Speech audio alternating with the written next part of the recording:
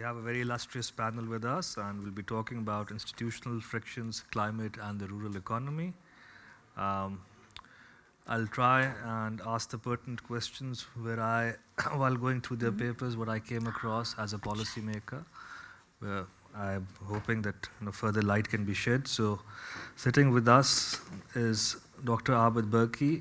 He is here at LAMS, and he will be talking about crop agriculture productivity growth and losses due to climate change in Pakistan. Then we have Maira Hayat from Notre. She'll be talking about the public goods and the challenge of everyday bureaucracy. That would be very interesting for me also, the challenges of everyday bureaucracy. And then we have Sabrin from University of Delaware, digitalization and development, property rights, security, land and labor markets. So I believe, Barki Saab, who is yours, I believe? I'm first. You're first, okay, wonderful. How is it on the pictures? I think that. I'll stand up. Okay, ठीक है ना? All right. I'm Sabrin Beg. I'm an associate professor at the University of Delaware. I work on human capital and sort of agriculture broadly.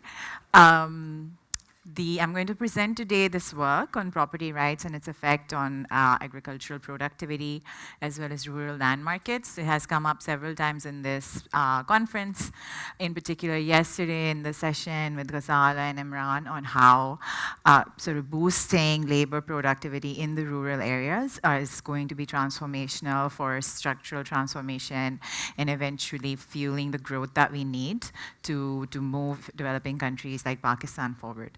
So to motivate this work, I have here just yields, agricultural yields for different regions of the world. And so we lag, and unsurprisingly, severely on yields. It is less than 40% of what we see in the rich countries. Next slide. And so there is a theory in economics, and there's a bunch of research, sorry. Okay, stand over there. Yes, I can do that too. Okay. I have two mics, okay. There is some research coming up that looks at how factors are allocated in a market. So let me just explain that quickly. Factor allocation means the factors that we use in agriculture are land and labor. How is land and labor allocated across farmers? In the manufacturing sector, it is how capital and labor is allocated across firms. Who has access to how much capital? If there is misallocation, which means capital is with the unproductive firms, you're going to have lower productivity. So here is from recent work showing if you reallocate factors of production, if you move capital from less productive firms to more productive firms, you're going to get big gains in productivity. So in the manufacturing sector, those gains are around 50% in China and India. A reallocation of capital and labor to the most productive units is going to increase productivity by 50%. Next slide. That gain in terms of productivity is even larger in the agricultural sector, which kind of goes to show that in the agricultural sector, this misallocation is more severe. So if we move land to the most productive farming units, we can increase productivity. This is from Malawi. 3 times or 4 times, 300%. And so the goal is to figure out what is leading to this misallocation, or what can we do to move land to more productive farmers or farming units, right? How do we make the efficiency of allocation better in the farming sector, in the rural sector in Pakistan? Next slide. Okay, that will work better. Yeah. Okay. We have to see, I guess, the middle of the slide. Okay.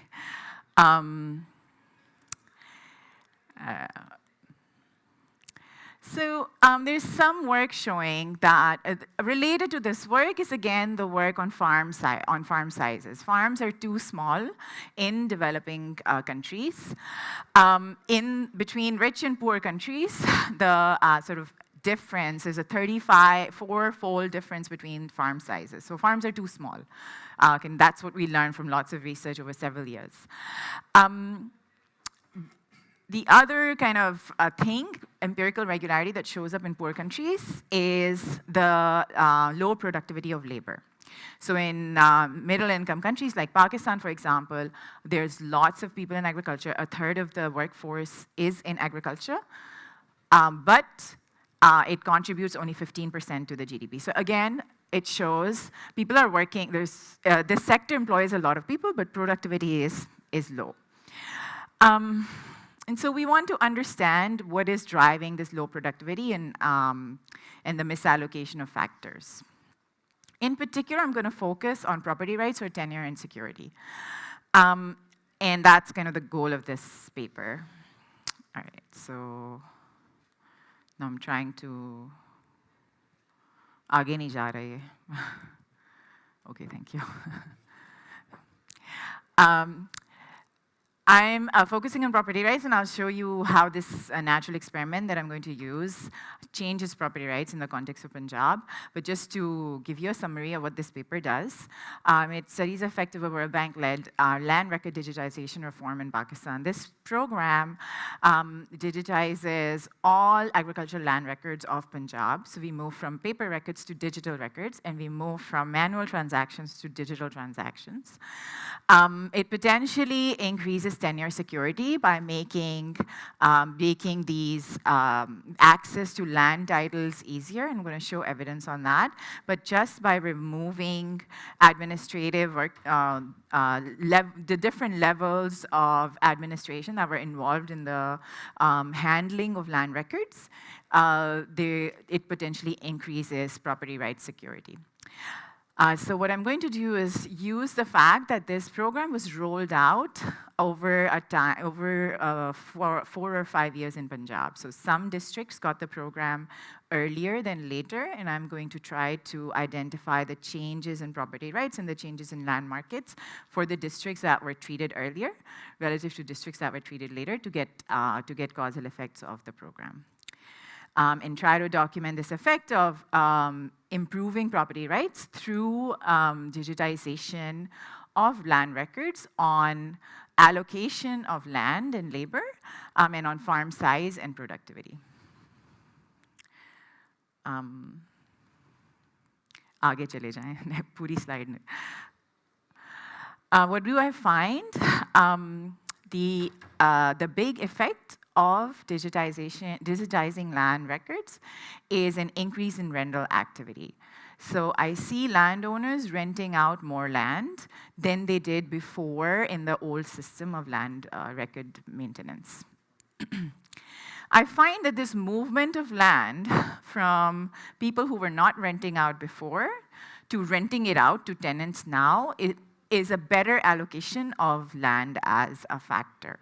So in fact, land does move from less productive farmers to more productive farmers because of this ease of renting out. Or more aage. Okay. I also find effects on labor reallocation. What does that mean? I see people moving from cultivation to non-farm activity. Okay, which is consistent with the renting out of land. If you're a landowner and not a very good farmer, you rent out your land, and you either migrate or you move to the non-farm sector. And again, it implies that labor is moving to something that was less productive to more productive.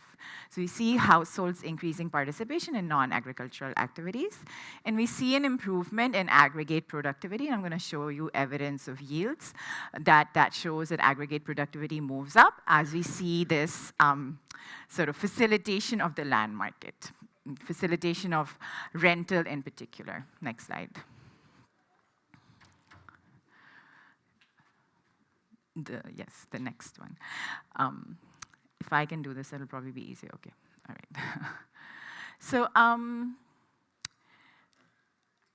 All right, let me present to you a little bit of a background of what the reform looked like before I show you what it changes. um, so we're in this context where, if you can center the slide, yes.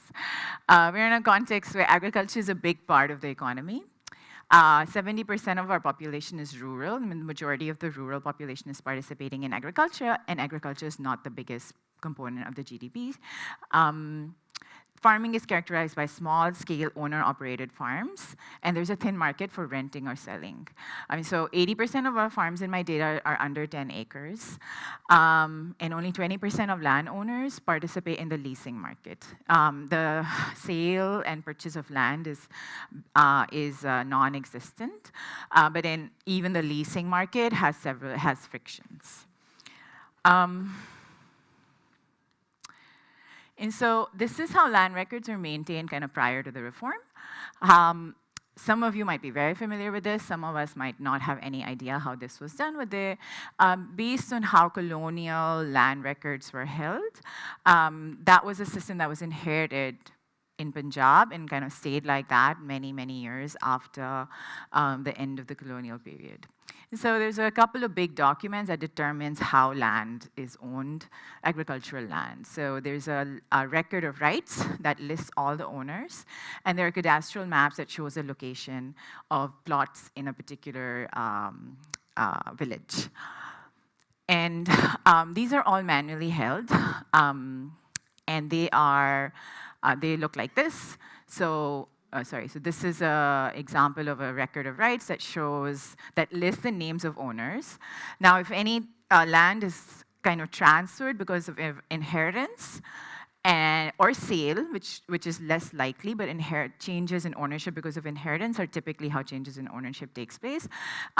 The land record keepers, who are the patwaris, would just take the register, and change the name cut out the name of the original owner and write the name of the new owner. And so the system was both prone to mistakes and corruption.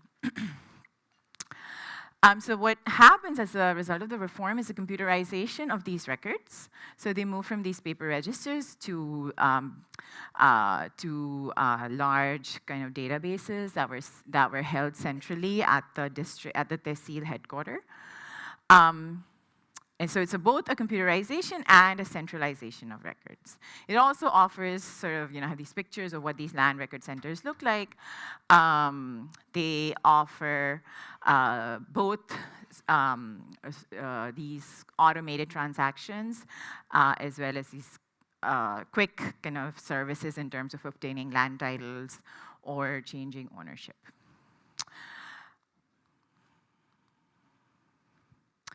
So just to summarize what the reform does, if we can center slide 14. Okay. So prior to the reform, there is low tenure security. So from this data that I have from the government, a large majority, 3/4 of farm households report that illegal occupation of land is the main form of land dispute that they face. Most of these people identified that the major source of land disputes was incorrect land records or mistakes or corruption by the Patwari. And so this program averts all of this. It averts all this manual holding and manipulation of land records. It improves the ability to verify rights and lowers risk of expropriation because it makes it possible for landowners to obtain these digital titles. And so we can sort of expect it to fuel the land market. The other thing that it does, it lowers the cost of land transactions. So prior to the reform, 42% of farm households sort of ranked the land records as the worst of all government departments. And this includes the police, all these government departments that people are unhappy with. Land records came on the top of the list for these farm households.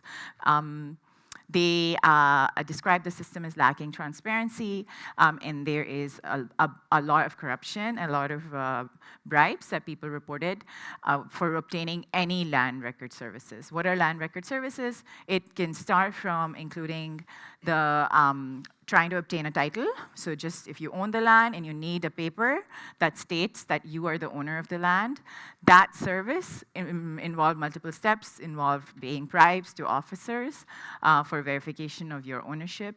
And so with the new reform, it's automatic. You show up at the center, and with your CNIC, you can obtain a title that you can take to, you can take it to a bank, or you can take it to a court if you needed to. And so in theory, this program lowers transaction costs in the land market. And I'm trying to go to the next slide, like the completely new content. So keep moving. Okay, so what we expect as a result of this reform is that land-owning households will increase participation in the land rental or sale market. If some households are constrained to farming, if they're tied to farming just because they cannot rent out their land, and they're able to rent out their land, we might also see a reduction in participation in agriculture. Okay. It would increase the access to leased lands for the households that do stay in farming. So we might see an improvement in increase in farm size, as well as an improvement in productivity if we move to a more efficient allocation. So what am I going to do? I'm going to use household the highest service. This has information. These span kind of the 10 years between 2005 and 2015 has information on land ownership and agricultural outcomes. And I'm going to use this, like I said, this shows the timing of the rollout of the reform. I'm going to sort of exploit this timing to do a difference in difference, get the effects of the reform. This shows how the program was rolled out. So this is the number of tehsils that got the program over time. So you see it started in 2011, and sort of there's some of them got in 2011 and 12, and then the bulk of the tehsils got the program in 13 and 14, and then some more. So I'm going to sort of, oh gosh, no, that's not what I wanted to do. I'm going to go to the results now that shows these are going to be regression tables that's going to show the effect of the program on different outcomes. And I was going to start with a picture. So this shows land rental, okay? And it shows this is a graph that shows for any particular district or tehsil, the level of the outcome, which is rental or renting out by a land-owning household, relative to the start of the program date. Okay, so you see this pre-trend, so you see kind of before the program how that's changing and how it changes after the program. And so before the program, there isn't a big trend in land rental. All right, so just kind of left of the vertical line, the trend is flat. After the program, we see this jump up in land rental. So we see about a 20% increase in land rental. What does that mean? That means owners, right, people who own agricultural land, more of them rent it out. Okay? This is a big finding because fueling the land market is not an easy thing to do.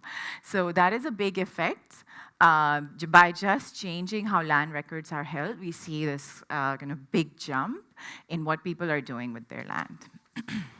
This is a regression table for that same, for the picture that I showed you, so we can go to the next one. This is again for the same households, whether they participate in cultivation. The picture, I wanted to see the picture, upare, the last slide, yeah. So again, it shows what is happening to agricultural participation before the program, and that trend is relatively flat, okay? So in my data, if you own land, you farm it, okay? So participation in agriculture is close to 80%. You don't rent it out. 80% of people, if they got land from their parents, they are farming it. To the left of the vertical line is how that's changing over time. And so we see a flat trend. Right after the program, as soon as the system of property rights has changed in their tehsil, we see this drop in agricultural participation, which aligns with the increase in rental. So what's happening is that landowners rent out their land and they go work somewhere else. So they stop farming and they do something they work in the non-agricultural sector. What are these people doing? They're typically operating small or large businesses. So that's what they do. So just I'll summarize the land market effects. We see about a 28% increase in the rate of leasing out, and landowners are 12% more likely to quit agriculture. I don't see any changes in land in selling land. The market effects I see are in the leasing market. Okay, now I see on the other side, for the people who do stay in farming, what happens?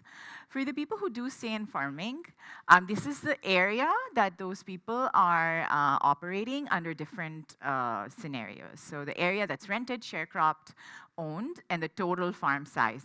The last column is the total farm size. We see that the area rented goes up by about an acre. The other forms, the area owned doesn't increase, but the total farm size goes up by 1 acre as well. So again, this is not a trivial finding. We do see that farms are too small, and a consolidation of farms is something we don't fully understand. We can see here that improving property rights leads to a little bit of consolidation. It's not too very large. We don't move from smallholder farming to capital style farming, but we see on the margin an increase in the size of the operational holdings. Okay, finally, I want to show you the effects on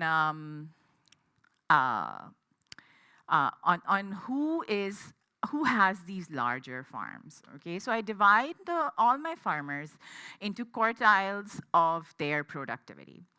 So I have 4 rows here. Each row is increasing in the level of productivity. Okay, so the last row is are the most productive farmers.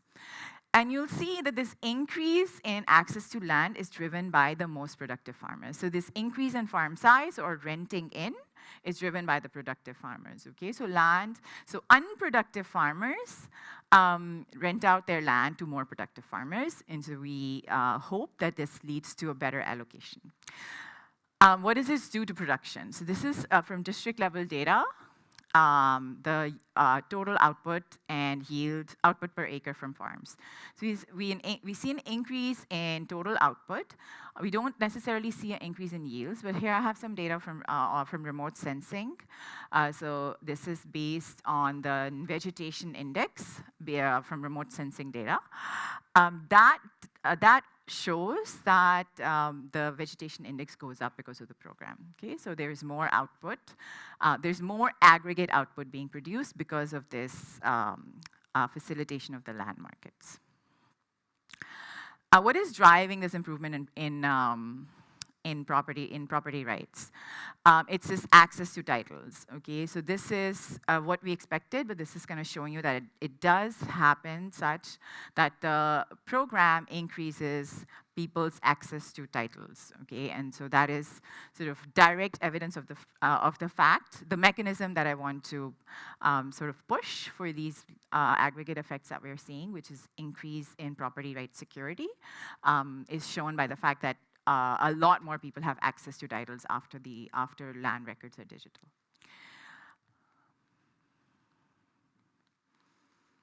I'm just going to conclude now, so we don't have to look at this robustness stuff. Okay.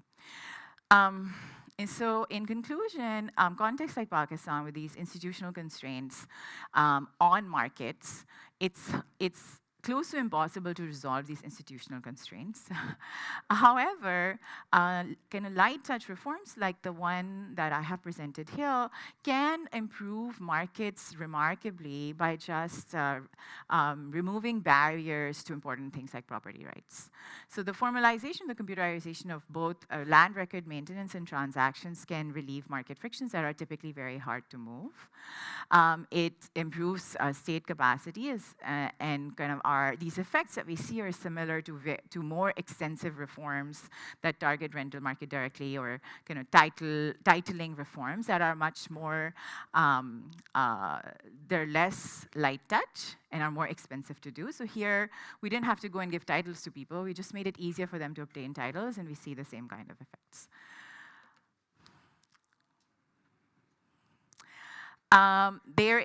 There's some work showing computerization affects the credit markets, but this is amongst the first work that shows it directly affects land markets too. So there's sizable effects on rural land markets. There's reallocation of land, which is more efficient. So we improve property rights, we make allocation of land way more efficient than it was. And that has direct implications for agricultural productivity as well as structural change, which are our big goals in terms of improving the level of income in poor countries, transforming agriculture. So here, this paper shows that improving property rights through a light touch reform can transform rural land markets and has implications for agricultural productivity. Thank you very much.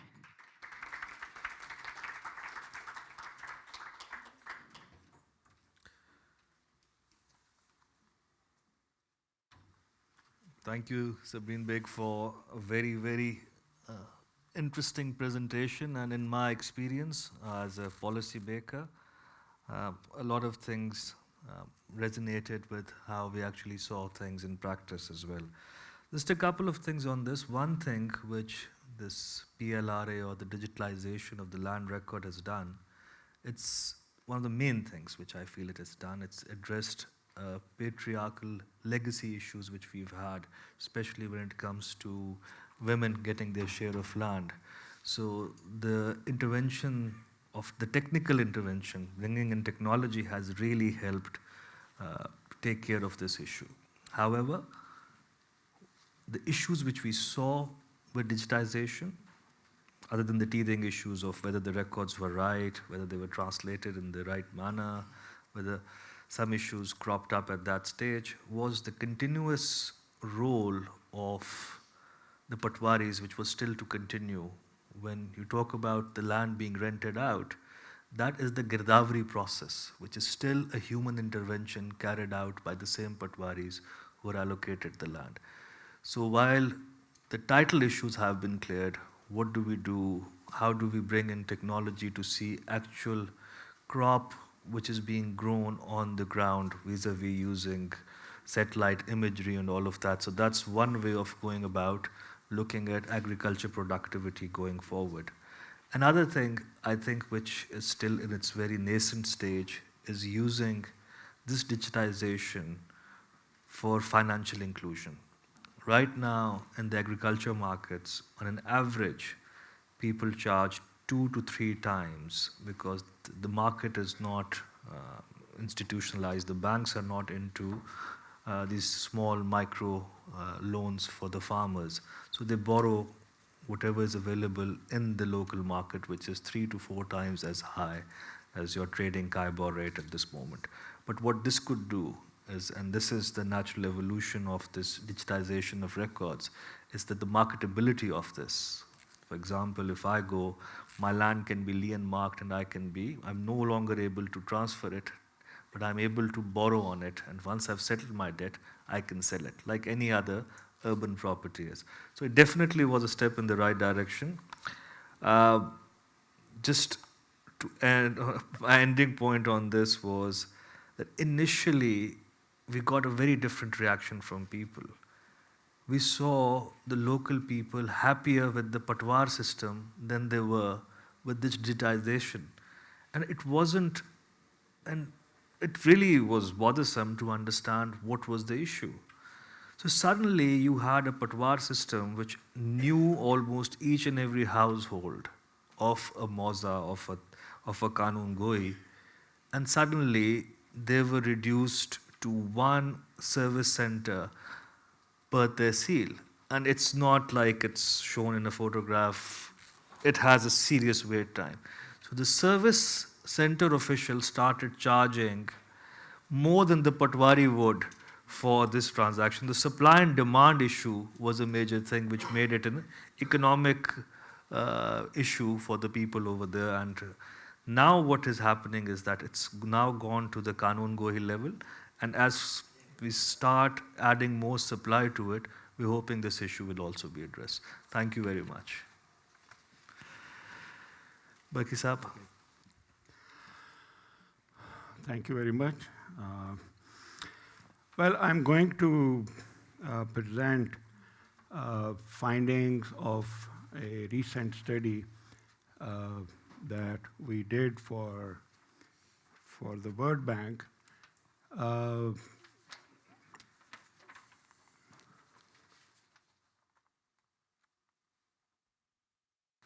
Not moving. Okay, now.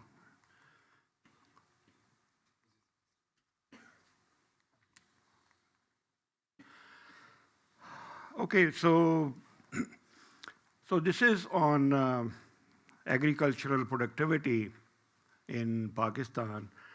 It's not agricultural productivity, actually it's crop agricultural productivity, and I think this is very important point because if you look at a number of studies that have been conducted on Pakistan, so they combine crop with the dairy sector.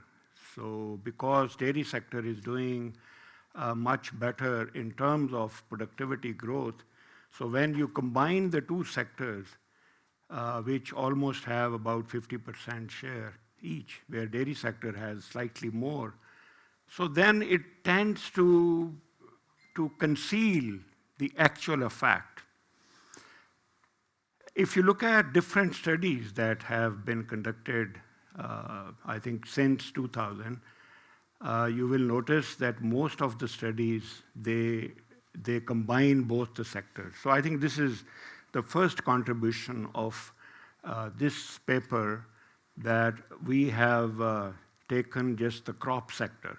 So actually there are two papers that I am going to share, but main focus would be on the paper which tries to link the productivity with the climate related factors. So how temperatures or precipitation, they affect productivity.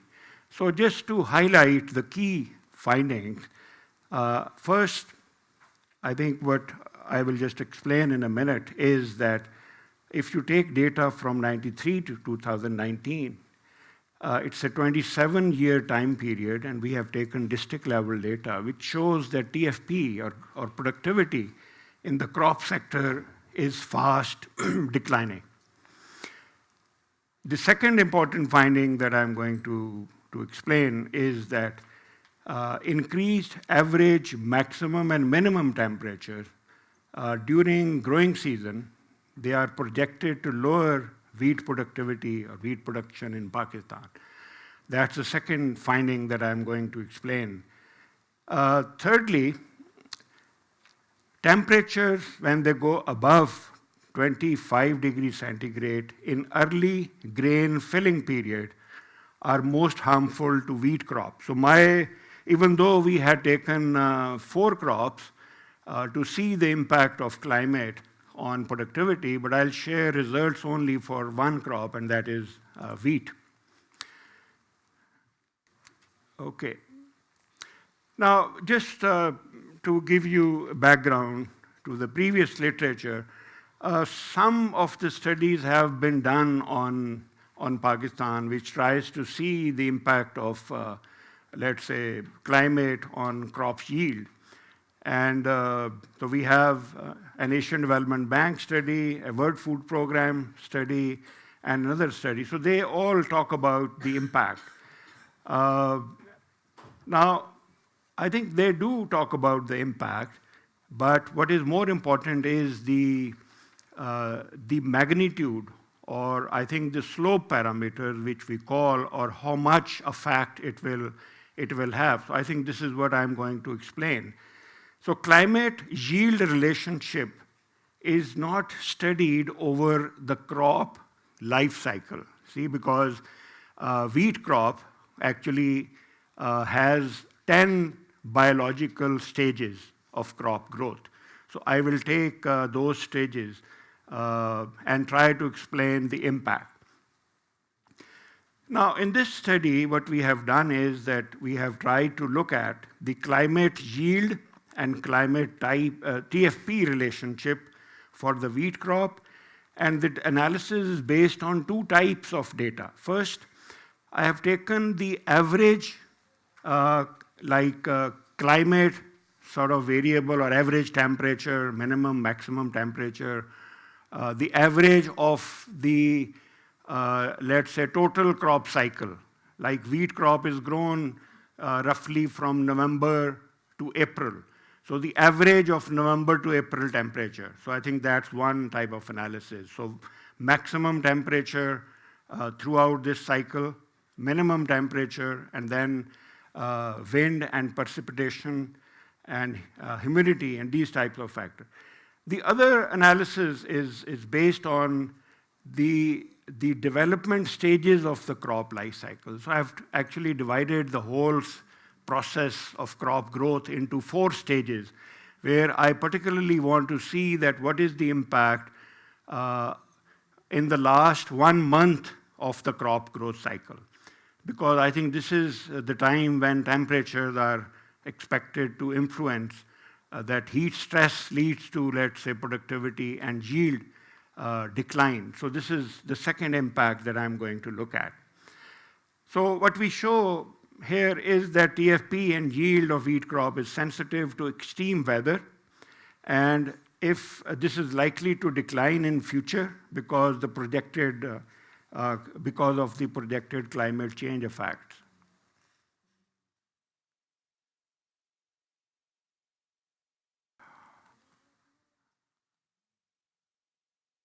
It's not working.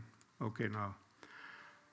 Okay, first let me show you some of the trends on the crop agricultural productivity. I think this is based on, we collected data, new data, we generated based for, let's say, 90 districts of Pakistan, and we took the 1991 classification of the districts, and there were 90 districts at that time, so we maintained the same classification for the later analysis. So we compiled data from 1993 to 2019 for all the districts of Pakistan. And I'll not talk about the econometrics because it's heavy in econometrics. So we computed total factor productivity index and its components. And the broader finding that I can share is that at the national level, for these 27 years, the TFP has declined at an average annual rate of minus 1.15%. See? And this is mostly because of the slow uptake of technology. See, production function is not moving rightward. Actually, it is contracting. So that's the main factor that we have identified. And secondly, there is technical efficiency. So the farmers are not actually reaching to the frontier. So there is an available technology, but they are lagging behind. And the third sort of factor is the scale mix efficiency. So they are not combining the factors in a factor mix is also problematic. Now, the national level results conceal the pattern in the 4 provinces. And if I show you this figure, so this is I think the output growth, input growth, and TFP growth in provinces. And if you look at the pattern, let's say for Punjab, so you see that the output growth is about 2.7%, input growth is 2.24%, and TFP growth is 0.44%. So there is a positive average annual productivity growth in Punjab in the 27-year time period. About a similar story in Sindh province, where the average annual growth in productivity in the crop sector alone is about 0.6%.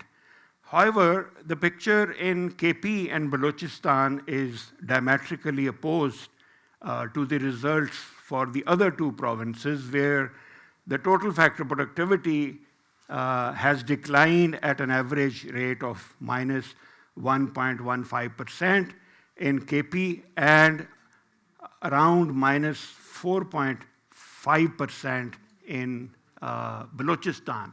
So I think it is mainly the impact of the two smaller provinces that the overall agricultural productivity is declining at the rate of minus 1.15%.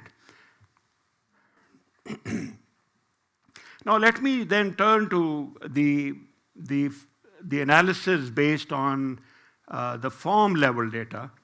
So we study the sensitivity of crop yield and productivity to spatial variations in extreme weather in Punjab. When I say spatial variation, so we take district level variation in these climate variables. So we have data for each of the districts based on the climate stations where they record the data. So from that, we have taken the data. We have a sample of 39,288 farmers. So this is the data which is collected by the crop reporting service of the Agriculture Department of Punjab. They regularly collect this data. They have a sampling plan which is maintained for 10 years. So based on this, they have a panel data. It's 7 rounds, 39,000 observation for the wheat farm. So the same wheat farm is approached for 7 years. So in that sense, it gives us a good sort of reference point to study the impact.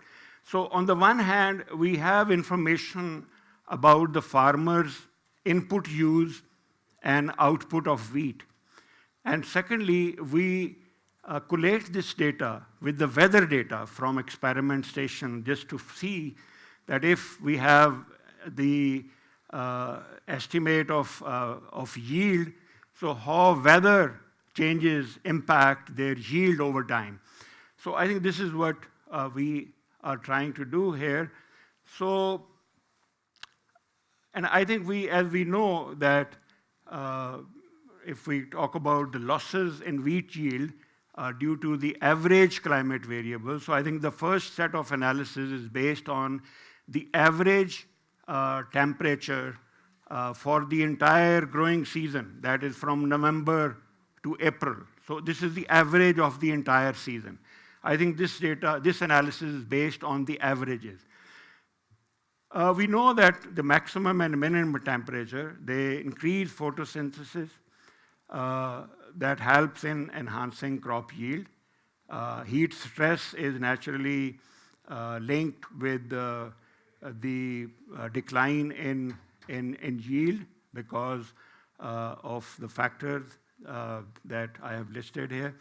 So I think what we try to do here is that we estimate the impact of spatial variations in average weather variable. So district level variations in different weather variables. So how do they impact the yield? So I think this is the specification that I have used. So because it has log on the both sides, so basically it gives us the elasticity. So this is the data, the first set of data that we have used. So about 39,000 observations.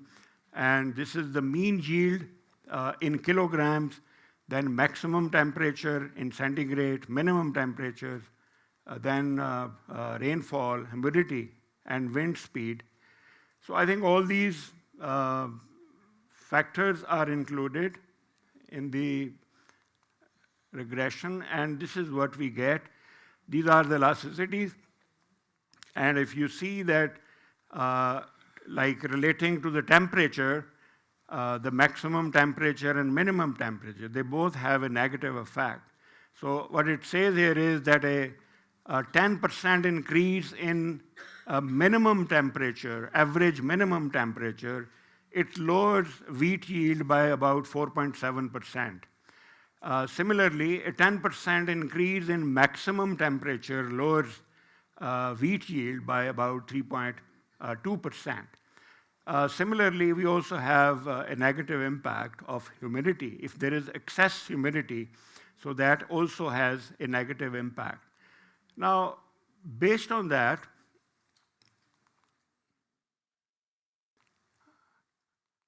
ये आपका काम नहीं कर रहा, इसके cell weak हो गए, whatever. Now, okay, so what are the production losses associated with climate change? If I use that model and the results, what we find is that increase in both average daily maximum and minimum temperature, the lower wheat yield, and as I just said, if there is a 10% increase in average daily minimum temperature, which is close to about 1 standard deviation, because there is a 1.8 is the standard deviation. So 1 standard deviation increase in minimum temperature, it roughly lowers about 61 kilogram yield per acre. And you can easily translate into the overall effect that it will have on all the farms in the province. Similarly, about 10% increase, roughly about 1 standard deviation increase in average maximum temperature, it lowers average wheat yield about 3.2%. And if we take both the minimum and maximum temperatures, so that leads to about 7.9% decline in overall wheat yield, which is about 103 kg per acre. So the production losses associated with a 10% increase in minimum and maximum temperature is projected to lower total wheat production by 1.8 million tons in Punjab and 2.12 million tons in Pakistan. So Pakistan has roughly about 27 million tons of total production, and about 20 million ton is produced in Pakistan, in Punjab province. So I think this is the nature of the loss that it can actually affect. Now, higher rainfall and humidity, they negatively affect wheat yield, and a 10% increase in humidity lowers wheat yield by about 107 kg per acre. Now, these results are corroborated by the disaggregated results by crop biological cycle. So if I take the crop biological cycle, as I said, there are 10 stages in which the wheat crop grows. And if we use those stages, so then what is the impact? So in this regard, we have taken a model, I think, which is known as the Ollie and Pakes model. So we have taken a modification of this known as the Levinson and Patton model, which is used to calculate productivity when you have farm level data. So farm level data has its own peculiar difficulties because of the endogeneity issues between productivity and the choice of input by the farmers. So that's why we have an estimation procedure which is done in a 2-step procedure, where we also have polynomial terms just to avoid some of the endogeneity issues. So I think based on this, I'll not go into the details of it. Let me go to the data. Again, we have output data. We have actually aggregated. We have taken the crop output measured in Pak rupees, in constant prices. Land is used, labor, all sorts of labor, that is taken, and all the material that are used, so they are combined. And this is actually the basis of this analysis. Now, as I said that there are 10 stages of crop growth. We have lumped them together, and we have, this is called phenology of wheat crop. So we have a sowing to tillering phase, then shooting phase, heading and flowering stage, and maturing stage. In maturing stage, which is I think the most important here, there is a milk maturity, there is a wax maturity, and full maturity. This is about a 1-month phase, which actually is most critical when most of the losses take place. During this, I think the first about 2 weeks is milk maturity, then 1 week is wax maturity, and then 1 week is for full maturity, roughly. And this is the time when the seed formation takes place. And if temperatures are high in this phase, so actually the crop matures much earlier than it should. So the more the temperature, the heat stress, that actually affects the total wheat yield, because the size of the grain that remains smaller and the overall wheat yield, wheat losses take place. So I think this is the phenology, and based on it, we have calculated, based on the biological stages. So we have 4 types of variables. One is called the growing degree days, and we have 4 phases, so GDD 1 to 4.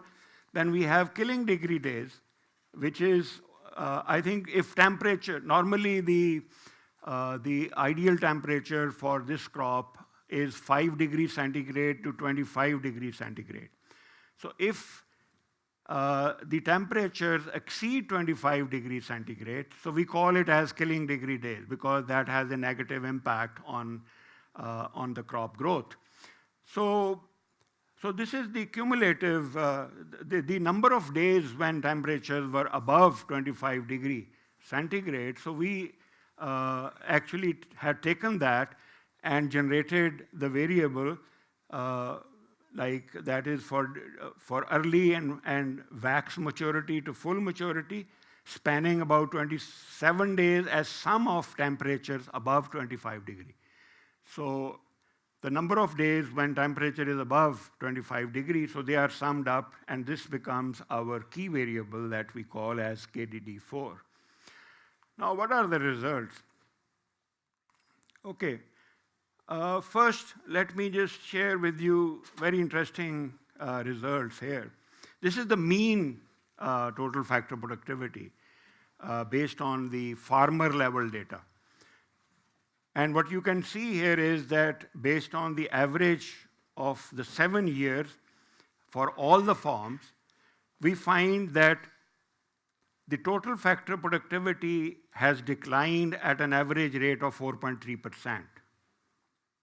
4.3% per annum is the average decline in total factor productivity. Now, if you look at the deciles, so you can see that the minimum,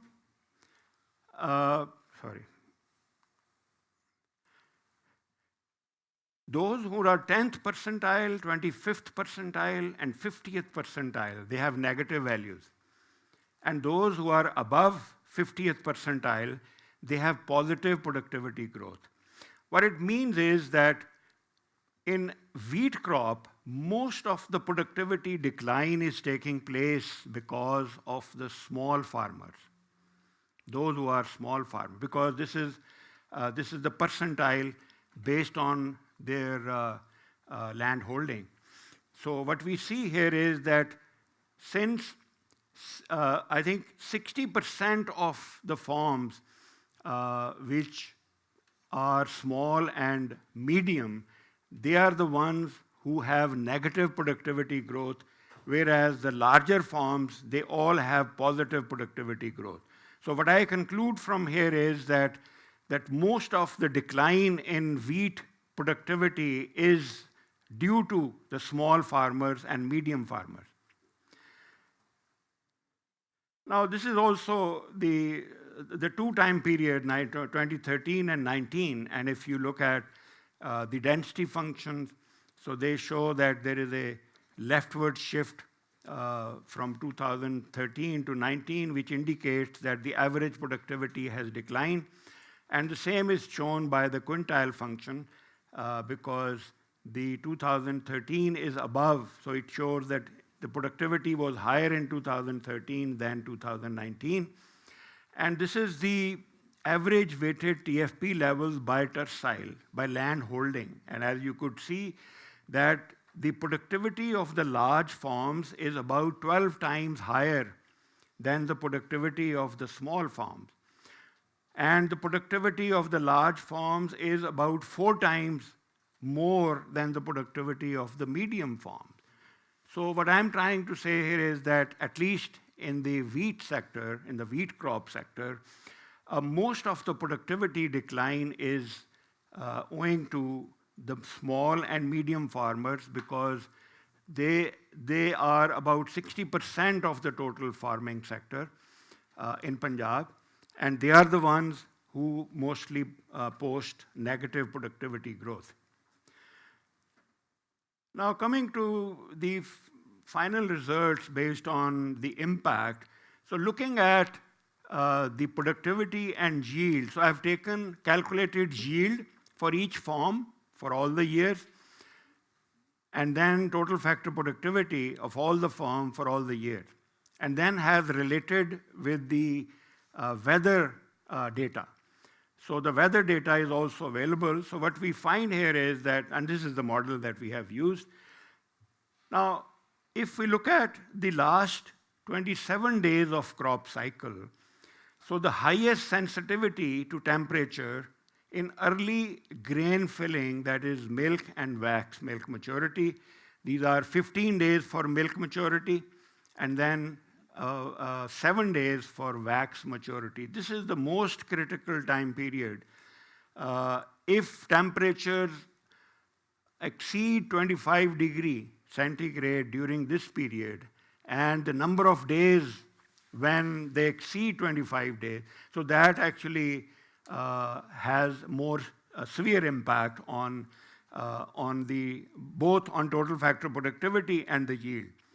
So because desiccation or accelerated development takes place, which results in lower biomass and reduced yield, so optimal range of temperature in maturity phase is about 5 to 25 degrees, and the temperatures above 25 degrees is extremely helpful.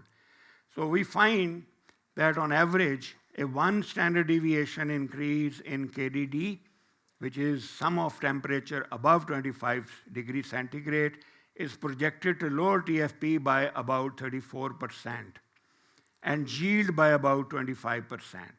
So the yield comes to about 320 kg per acre, which is about 8 mounds per acre. So if there is a 1 standard deviation increase, so that lowers about 8 mounds per acre. An average yield in Punjab is about 30 mounds. So you lose about 8 mounds out of 30 mounds. So this actually comes to a loss of about 4.89 million tons in Punjab, or 6.6 million tons in Pakistan. So as I said earlier, that on average, our total production in Pakistan is about 26 to 27 million tons. So you lose about 6.6 million tons if there are abnormal temperatures. So some of the, and I think this was the last, 2022 was a typical sort of year when we had temperatures exceeding much earlier. So another important factor here is that farmers who have early planting, so their crop mature early, so therefore they avoid any heat stress. So this problem arises mostly for those farmers who have late sowing. For example, they do not sow by about 15th of November, so they sow after November. Sometimes some of the farmers sow it in December. The main reason is that the kharif crop, and particularly the rice crop, if its harvesting is delayed because of the type of variety that you have actually sown, so that can also affect your wheat production later on. So what it means is that if you have a rice variety which can mature early, so you can solve many of the problems of climate-related damage to the wheat crop. Now, there is also impact of irrigation. I think that is positive. So I think all other effects are quite in the range that we expect. So finally, what are the mitigating measures to avoid production losses? I think there is a need to adapt to the changing climate by developing more heat and drought resistant seeds for the vulnerable districts, because there are many seed types that are used. There are different areas which use different types of seeds, and I think there are more than one dozen types of varieties of seed that are used. So I think for a specific, like in central Punjab, you need a different strategy. For South Punjab, you need a different strategy. And also, I think more importantly, if the crop could be sown earlier so that you can avoid the changing sort of temperature patterns, because the weather is becoming more warmer earlier than as it used to be. So adopt practical step to persuade farmers to complete early sowing until mid-November to avoid heat stress at grain formation stage. And wheat sowing dates should also be updated considering the late arrival of winter in different regions. I think that also is the need of the time, because the earlier sort of calendars that they have worked out, perhaps they have become redundant. Thank you very much.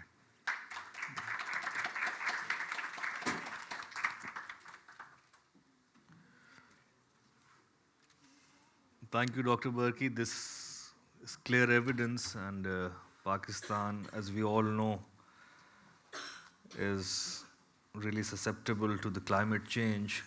Just on the institutional frictions part, Pakistan, it is not post the 18th Amendment that agriculture is a provincial subject. It has existed as a provincial subject since Pakistan was a one unit. But during our last couple of years of experience with the National Food Security and Research, which was traditionally the Ministry of Minfal, with the federal government, we have found that the provinces and the federal government do not work very well and in coordination. So seed registration, be it pesticide registration, all of those have become major issues, and the department in the federal government is not very well funded or resourced, and that has also led to a major issue between what is happening in the provinces in terms of our yields. In climate change, one recent analysis which we have done was to go through the budget and see whether it was climate relevant or not.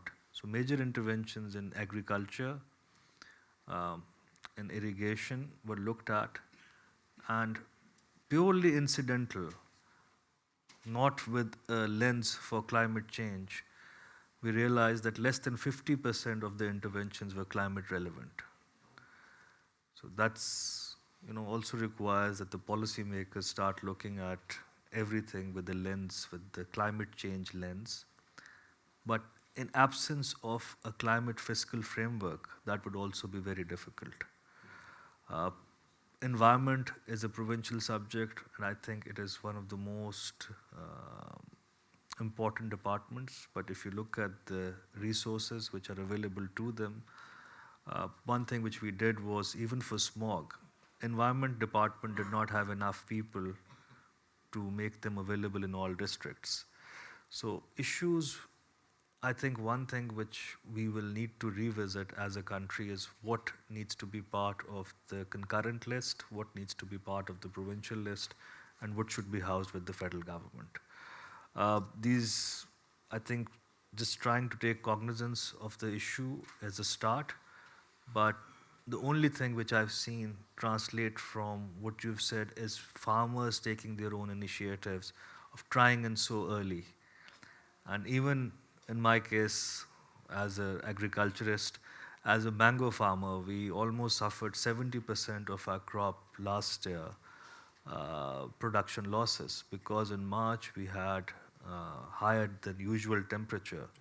So at the flowering stage, we had major losses, and the entire this year. And so what everybody is now doing is just trying to take their techniques 15 to 20 days before, so they can reach early flowering. But anyways, the government really needs to step on this. Perhaps we can talk more in the Q&A session. I'd like to invite Dr. Maira Hayat.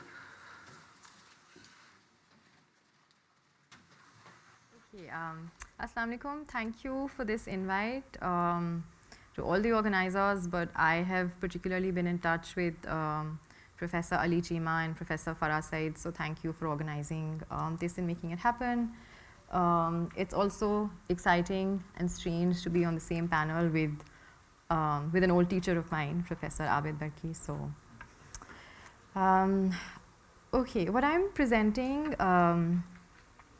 this is what I'm presenting today. It's part of a longer chapter. It's part of a book that I'm finalizing based on my PhD research.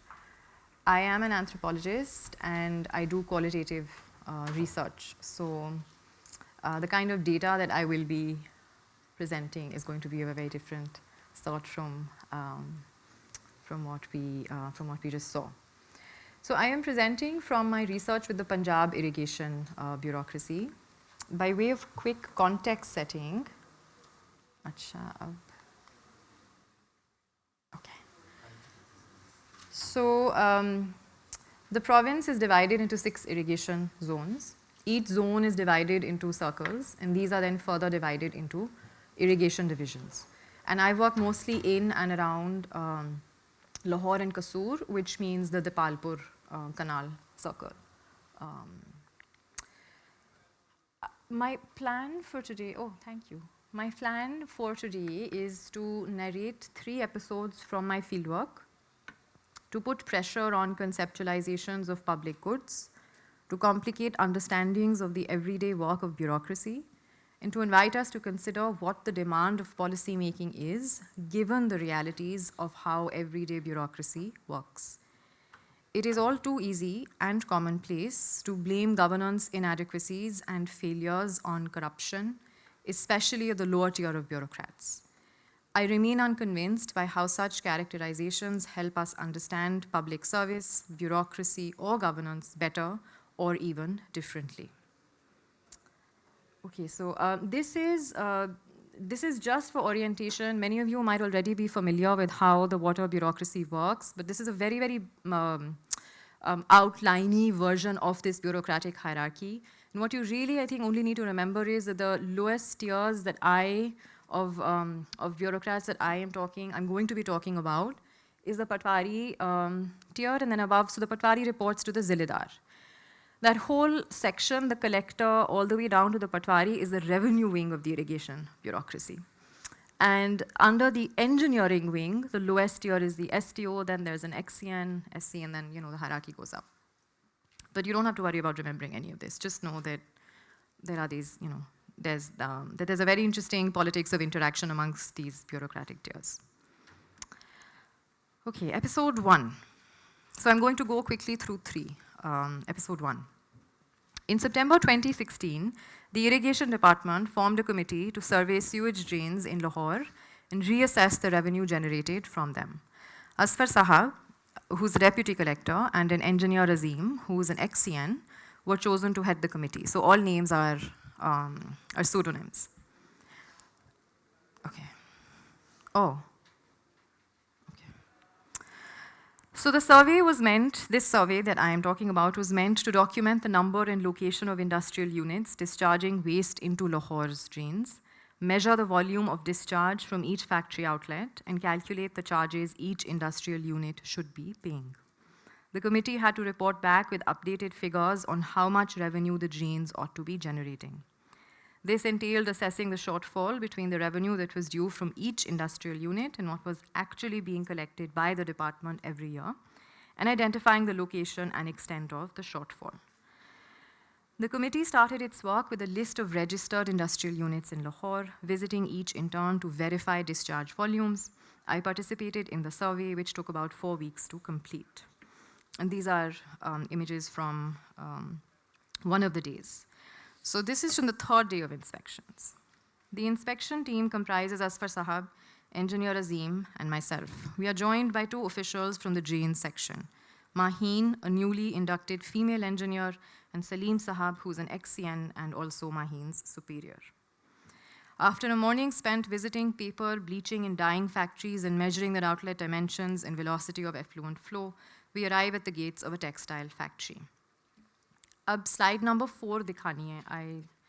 मुझे यहाँ से number नहीं नज़र आ रहा, number 4 नहीं पीछे एक और अच्छा सॉरी हम उसी पे.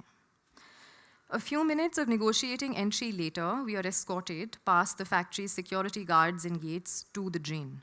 A thick, dark purple, stinking liquid flows through the brick-lined outlet. Salim Sahab dips his calibrated stem into the drain at 3 different points to mark the level of the liquid and get a uniform reading. Can you please go to the next slide? Thank you.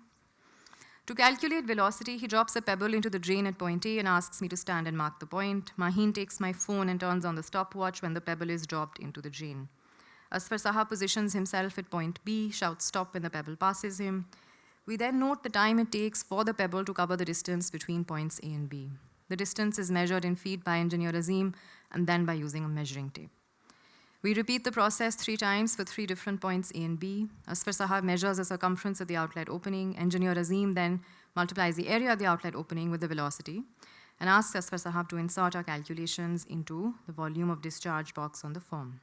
The volume is multiplied by the drainage charge to get the amount to be recovered from the factory. As we are walking out to the factory gate, Salim Sahab suddenly says, so he's a senior engineer in this setting, the object we used this time, that pebble, it was heavier than the twig we have been using all along. The pebble sank a little, remember. That has affected our measurements. Our calculations say the velocity is 4, but actually it will be closer to 6. A velocity of 6 would mean a higher volume of discharge and therefore a higher charge for this particular factory. Asfar Sahab is quick to disagree. He points out that we were careful to choose a pebble that weighed the same as the twig, which had been lost somewhere between inspections. One of the team had likely dropped it as we went from one factory to the next. So we walked part of the way, we used a car part of the way. Engineer Azim, we can go back and measure again until everyone is satisfied. Can we show the, yes, thank you. Salim Sahab, no, that's unnecessary, it's closer to 6. So I'm now reading out this exchange. If it's easier to follow, you can just look at the slide, otherwise I'm going to go through it quickly. Maheen, 6 is too high. Salim Sahab, you are forgetting we changed to a pebble. Maheen, no, I remember very well, it can't be 6. Salim Sahab, you heard the liquid making that loud whoosh sound, didn't you? It was fast. Engineer Azim, let's settle on 4.5. Maheen, but we all just measured and it was 4. Why is it suddenly a problem? Asfar Sahab, I agree. Nothing needs to change. So this goes on. By the end, Asfar Sahab seems quite spent from all his mediating, and every member of the team glowers. As we proceed to the next factory, I fall into step with Maheen. What just happened to Salim Sahab, I ask. You saw right, she says. The pebble was an excuse. Sir knows that the factory owner is Ahmadi, so he was behaving like this. In the longer chapter, I narrate this incident to highlight the idioms and normative conceptions constitutive of bureaucratic reasoning, especially among the lower tiers of the bureaucracy. In particular, I walk through something I was struck by when I discussed the incident with other department officials. My interlocutors consistently discussed the incident with me not in terms of Salim Sahab being a biased or bad bureaucrat, but in terms of his misguided efforts to be a good Muslim. Let me begin with Maheen. Maheen did not resist Salim Sahab's attempts to charge the factory owner a higher rate in the language of religious discrimination. As she said to me later, I quote, of course I couldn't call him out in those very terms. Maheen was junior to Salim Sahab. He could obstruct her transfers, promotions, and career advancement. But Maheen also could not openly support an Ahmadi factory owner because that, and I quote, invites people to question your Islamic credentials. Soon after the factory visit, we made a short stop at a mosque to offer Zuhr prayers. Maheen and I waited inside the car while the men went inside the mosque to pray. Maheen complained, trying to be a good Muslim, that's what he thinks he's doing.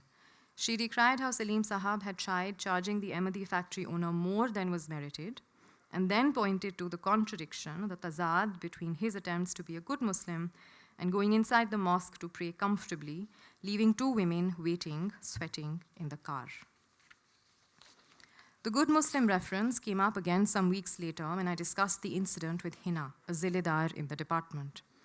Hina thought it was wrong of Salim Sahab to have tried charging the Ahmadi factory owner more because it went against merit, and because the measure of a good Muslim was their ikhlaq. So these are her words. If Hina used the language of merit, Asfar Sahab used the language of kanuni and daftari mamlat, legal and official matters, to explain that what Salim Sahab tried to do was wrong. Fitna Mirzaiyat had nothing to do with Kanuni Muamlat, and there's a reason I'm quoting his words, there's a reason I'm using the words that he uses. Had nothing to do with Kanuni Muamlat such as this one, according to Asfar Sahab. And I cite these words, his words, to make the point that he does in fact harbor anti-Ahmadi sentiments, and yet there's something about this bureaucratic space that gets in the way of most of his colleagues, stopping him from doing what he's trying to do. There's something to be said here about the particularity of the bureaucratic, this case, this particular drains tax charge, and what it enables and defers. It defers the Ahmadi question. We do not need to debate Hina and Asfar Sahab regarding Ahmadiyya constitutional status as non-Muslim. But in the deferral is also an opening. We can ensure that fairer tax assessment takes place if we bracket the Ahmadi question and break it up into this case that has to do with taxation. A long, onerous national history can be deferred, as can its reckoning. The merits of this case demand that the Ahmadi factory owner should be charged the same as everyone else. Bureaucracies tend to be seen as sites of structural violence, and the anthropological literature has shown why and how through numerous compelling ethnographies. What we see here, though, is bureaucratic process interrupting the violence that being Ahmadi in Pakistan involves. The interplay of bureaucratic processes, idioms, logics, agents, and pedestrian provocations determines if structural violence will be perpetuated or reversed or halted.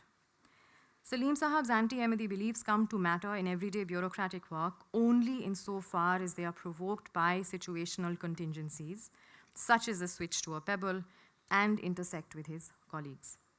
We learn that Salim Sahab's colleagues disagree with him in a particular language, that of merit, ikhlaq, kanuni, daftari mamlat, engendered by this bureaucratic space. In the spirit of asking more nuanced questions about bureaucracy, governance, and incentive structures, one might ask, we might ask, and I'm asking, this is also, I guess, an invitation to everyone, what are the situated, in particular space-times, what are the situated tensions characterizing bureaucratic rationale, and how might these be negotiated with menacing or favorable consequences for citizens? What do bureaucrats think ought to guide their actions, and what are their metrics for judging each other's actions as well as their own? Further, what are the material effects of these ways of thinking and acting? Okay, episode 2. In 2003, the Punjab Irrigation Department introduced a flat rate of Abiyana to replace crop-based water charges for irrigation. Under the flat rate, regardless of the crop grown, rupees 85.5 were charged per acre for water in summer, so Kharif, and rupees 50.5 in winter, so Rabi. The charge would now be the same for an acre of rice and an acre of maize, despite their very different water requirements. Flat rates were intended to curb patwari corruption. How specifically was this corruption done? Here's just one small example. Can we go to the next slide? Thank you. Okay, so this is a truncated version of a longer table, so don't hold me to it. But basically what I'm trying to show here is that, so this is from 1999. These were the rates in 1999, right? This is pre the introduction of flat rates. So suppose that a farmer is growing sugar cane on 1 acre, right? Like this is hypothetically. So sugar cane at rupees 177.16 has the highest Abiyana in 1999, right?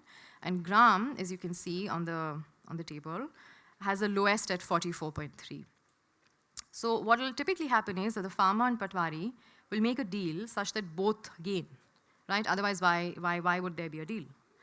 Let's suppose the patwari enters 0.5 for gram and 0.5 for sugarcane. Okay, this particular farmer is actually doing 0.5 gram and 0.5 sugarcane.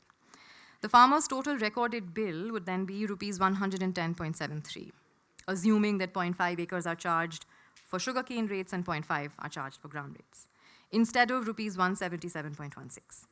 So the farmer has saved rupees 66.43, which is 177.16 minus 110.73, and that's the extent of the math I'm going to do in this presentation.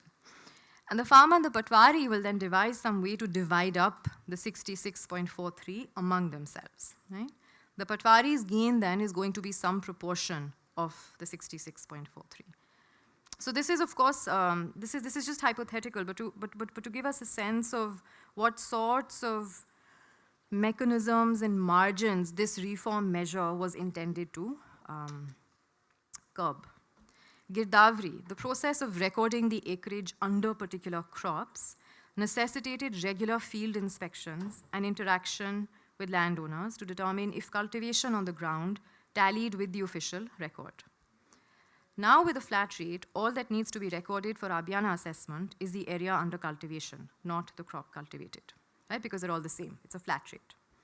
Unsurprisingly then, the flat rate did not just change assessment rates. The Patwari say it ended their authority. So Firoz Sahab says, who is a Patwari, says, ab to koi muh nahi lagata. The rupees 66.43 were not only the financial gain the Patwari could make, they also provided room for negotiating and transacting. This was the margin anchoring the Patwari's authority. The Patwari's authority then was a function of the power to record a higher or lower water charge and crop A instead of crop B.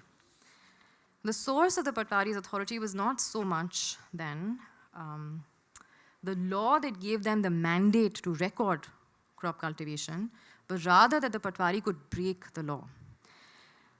I think there's something very interesting going on here about bureaucratic discretion, about bureaucratic authority, about rules, and the room for contestation and negotiation that they open up. It is now generally recognized in the department that the introduction of flat rates resulted in greater net water use.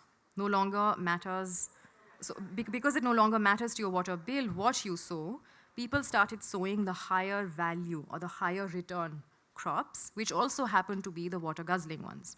So a large number of irrigation personnel now hold this anti-corruption measure, the flat rates, is responsible for unsustainable rates of groundwater extraction.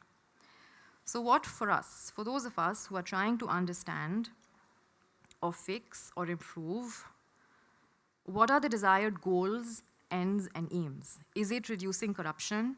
Is it increasing revenue generation? Is it more agricultural yield? Is it more sustainable water use? Because these may very well be discrepant. And so before going to the last episode, which is the third incident that I want to discuss, number 3, if you can go to this slide. So this is just, I'm not getting into this in too much detail, but the longer version of the chapter is trying to work through the material foundations of bureaucratic authority in rural Punjab. So it's trying to understand where we can ground the authority of bureaucrats such as the Patwari. And so this is, so from image 1 to 5 is a very typical sequence in what a field inspection looks like when an irrigation team visits. Does that mean I'm running out of time? Okay, awesome. So one is we're making our way to a dispute.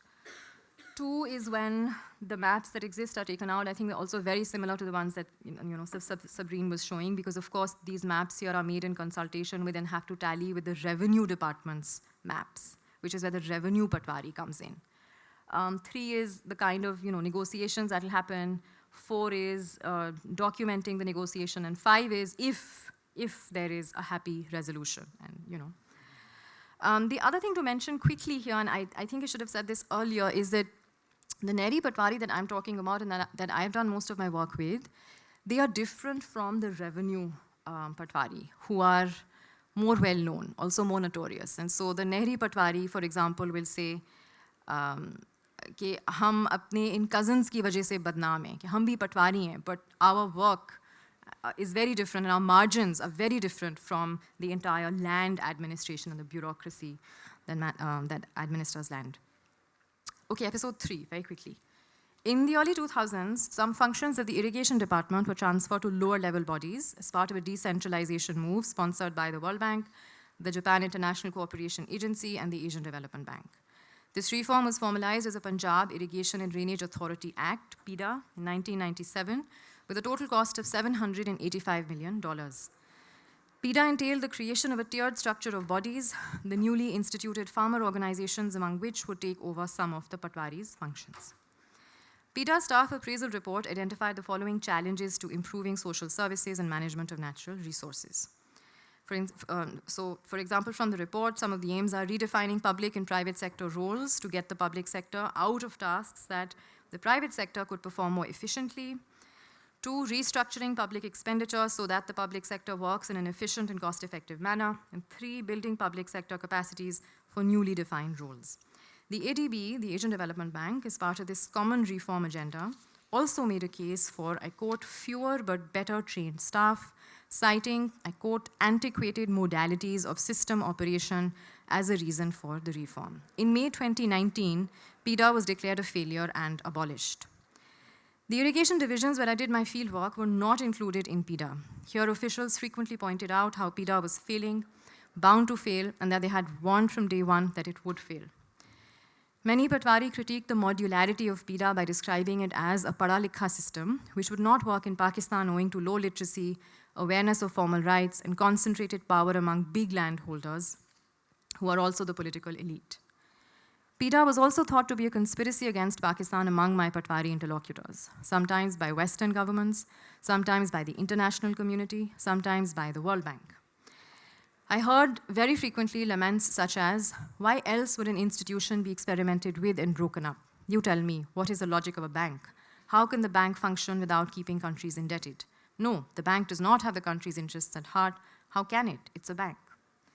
Then the lament would turn inwards. Why should any bank be concerned about our welfare when our own leaders don't care? PIDA is evidence of our leadership's insincerity. Why was a multi-million-dollar loan taken without thinking about national economic welfare? Now Pakistan is indebted and an institution has been fragmented and destroyed. When I discussed this widespread resentment among revenue wing officials of the Irrigation Department with an ex-secretary of the department, of the Irrigation Department, I was told, I quote, we were doing resource management. We don't care if the Patwari were upset. We were concerned about water. That's what we had to manage. This speaks to the fantasy of resource management, no labor, no bureaucratic labor in this case, itself conceived as replacing older bureaucratic approaches and its concurrence with the fantasy of modernization. I'm almost done, just FYI. On the question of conspiracy involving the World Bank, the official went on to dismiss it as jahalat. Amid the general devaluation of the Patwari's office, dismissal of their views is of course not surprising. In 2015, some bank personnel embarked on a study of PIDA to determine if the program had reduced corruption. Part of the data collection for this paper was fielding a survey, this is part of that, which was delegated to the Patwari and involved making copies of the survey form, which was a 15 to 20-page booklet. The Patwari then had to translate it into Urdu. They had to set up meetings with Nambardar in various villages in their jurisdictions. This required making special transport arrangements. For some village visits, I arranged transport paid for by my fieldwork grants. The revenue wing officials resented being asked to conduct a survey whose purpose they were not privy to, nor trusted, and the cost of which, fuel, time, and stationery, they were expected to cover from their own pockets. A few weeks into data collection, at a meeting the deputy collector had called to assess progress on the survey, Mehboob Sahab, a Neri Patwari, said, I'm already overburdened. I don't want to take on extra work. The deputy collector, we all are, but we don't have a choice. The orders have come from on high. This has to be done and done soon. Mehboob Sahab, I can't be forced. I'm an irrigation employee, not a World Bank employee. I'll complain to the department heads. The deputy collector, the bank runs half your department. Mehboob Sahab, well then, I'll go to court. The deputy collector, how do you think the courts are running? They run on bank money too. This drew even more laughter from all of us in the room. Can we understand Mehboob Sahab's refusal of work as a definitional claim on work? What is the work that can be demanded of a Patwari and by whom? As the Patwari say, the Patwari does everything from arranging election events to preparing for the bureaucracy's tours. The demand for extra work from on high is devaluing in this case as it turns the predictable routines of salaried life into arbitrary labor that can be imposed at any time. Okay, so serious question. How much time do I have? We're already, I think, Okay. we'll probably have 2 minutes or 2 3 minutes minutes. for questions. Got it. If you conclude in the next 2 minutes. Got it. Okay, so basically what happens is I'm basically done with this episode. And what I now want to do is, I'm not going to walk you through how the paper that was published by the World Bank team, how it was received by the office, how I did the translation from English to Urdu, et cetera, how there were promises of follow-up, but there was no way to concretely follow, to follow through. But what I am going to end with is just a few questions that I think might be helpful for us. Of course, all this, like these kinds of perceptions that, views such as the Patwaris are jahalat, they cannot be separated from the figure of the Patwari and the work it does in national, official, and development imaginaries, and also in the public imaginary.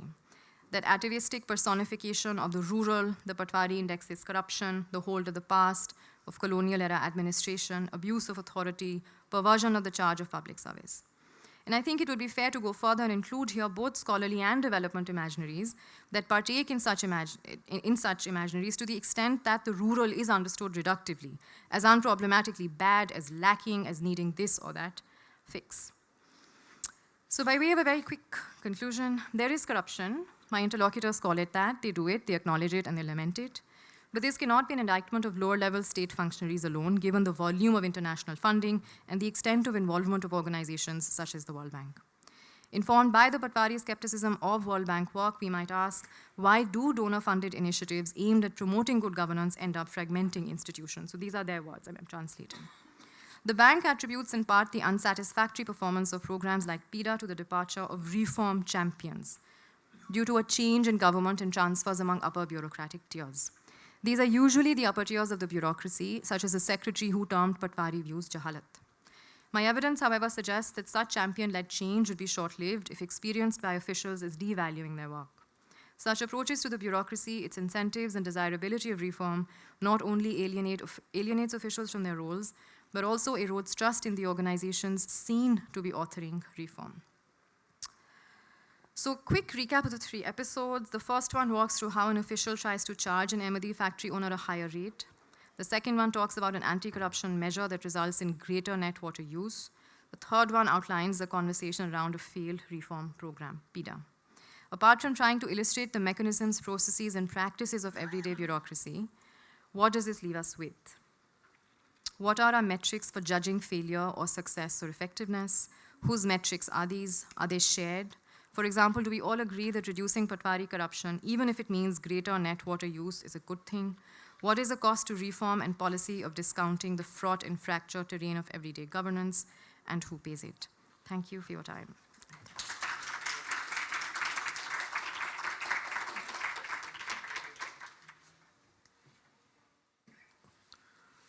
Thank you. We just have a few minutes for the Q&A session. The floor is open. Yes. In your presentation, you state that small and medium farms contribute a lot to the low yield. So my question is, rather than thinking of how they do it, what is it about the political economy of agriculture that disadvantages small and medium farms in this way? Well, can you hear me? Yep. Okay. Well, I think we are aware of the difficulties that the small farms and the medium farms face. I think there is an issue of perhaps the economies of scale, because when you are in small farmers, so naturally you have more constraints in terms of resources, in order to purchase inputs. So I think the only advantage that they have is that they have their own labor force, family labor force, which they can use more intensively than perhaps the medium and the large farms. So they have all sorts of negative spillover effects of the system, which leads to lower productivity. And the progressive farmers, the large farmers are more progressive, they have more resources, they can get bank loans, so they can deploy more resources, so perhaps that's the reason. But I think the outcome is that if we divide the total number of farms into 3 equal sort of terciles, so they indicate that most of the burden of negative productivity is falling on the small farms. And because they are in large number, as I said, that roughly about 60% of them have negative productivity growth. So that is perhaps the reason, because there are lots of other factors too. For example, I think Hashim has pointed out some of the constraints that the linkage between federal and the provincial government, so the public investment on agricultural research that has substantially gone down over the years because they have lost very good scientists who used to produce, let's say, more varieties of wheat more frequently than what they do now. So I think the seed quality has gone down. The available seeds are not as high yielding as they used to be before. So this effect falls more on the small farmers and the medium farmer than the large farmer, because the large farmers, because of the resources, they can always get access to the best quality seeds. And there are also issues in the seed market, and Hassan Rana has done a lot of work on it, because the quality of seed and the way seeds are distributed through the informal channels, I think the impact also falls more heavily on the small farmers because they are not as resourceful as the large farmers are.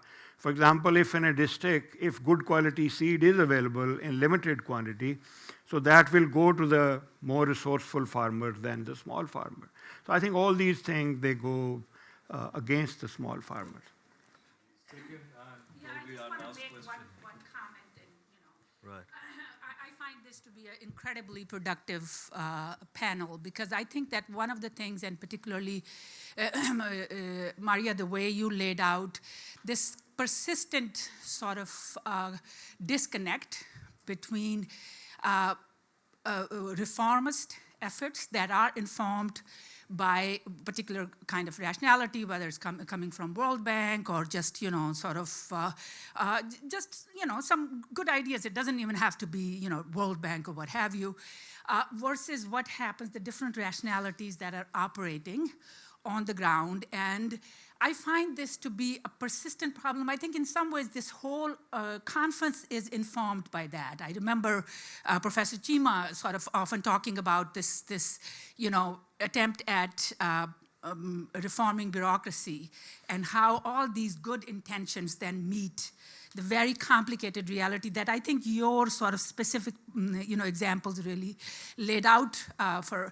And so how does one get out of that conundrum? I think is probably, it's a very difficult question, but it is one of the key questions in terms of what happens to where so much resources in some ways are allocated in terms of these grand plans and grand reforms, and what they do in terms of producing. In some ways, in fact, they end up creating more problems. HEC comes up with this grand document about reform of undergraduate education. It has absolutely no connection with how colleges and universities are operating in Pakistan.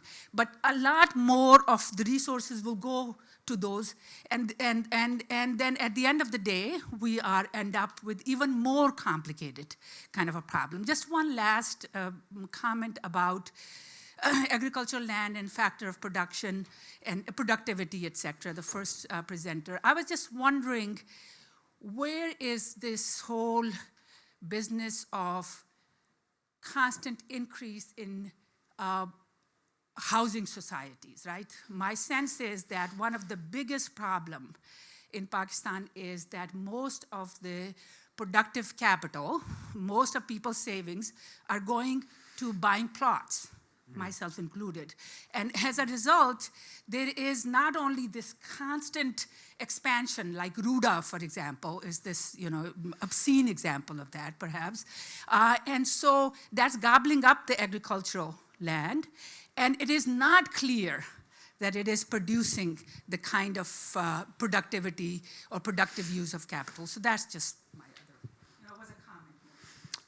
Well, I think the last point that you just mentioned about the housing societies, what it means is that if there are more housing societies, if there is more urbanization, so there is fewer land available for agriculture.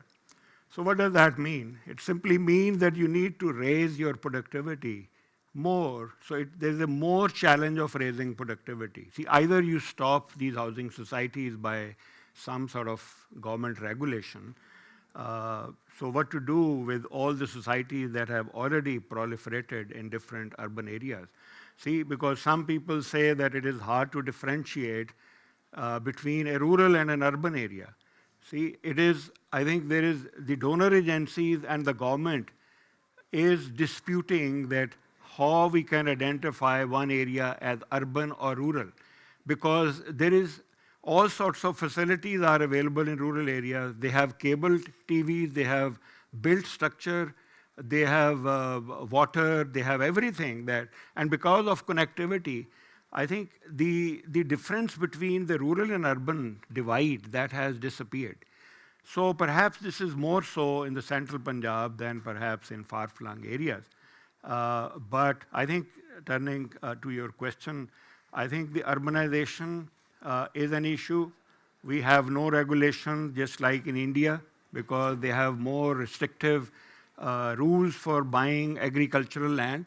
And that is why the land prices have substantially gone up. I did a survey 2 years ago, and I found out that in 5 districts of Punjab, and I am talking about Lahore, Kasur, Sheikhupura, Okada, and Pakpatan. In 5 districts, the average price of land was about 2.5 million per acre. But there was huge variation in prices. There were some lands which were worth about more than 4 crore, and there were also lands where I think you can get 1 acre from 1.5 million. And those lands which were cheaper, they were far-flung areas in Pakpatan or in Okada, which had no access to land. And the roads which are closer to roads, they are all so expensive that nobody can actually farmers can't buy it.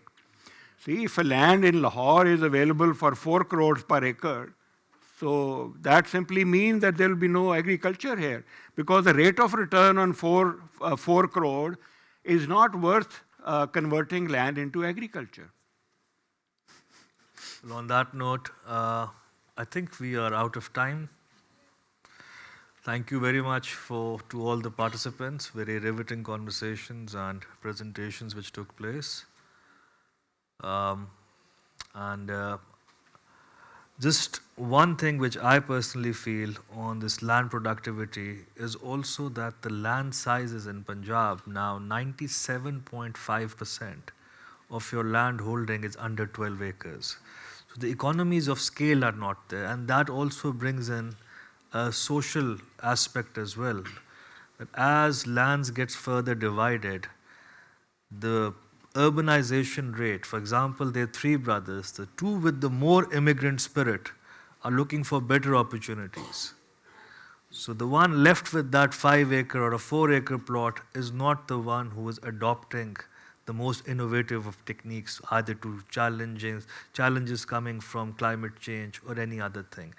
So that is also a social factor which is slowly seeping into this continued division of land. And with no cooperative structure taking shape in Pakistan, this is also a challenge for us. On the bureaucracy part, I think as a policymaker, we have a few esteemed bureaucrats with us. Yes, Minister has served a great deal in my broadening of understanding of how the system works. It's been a wonderful session. Thank you, everyone.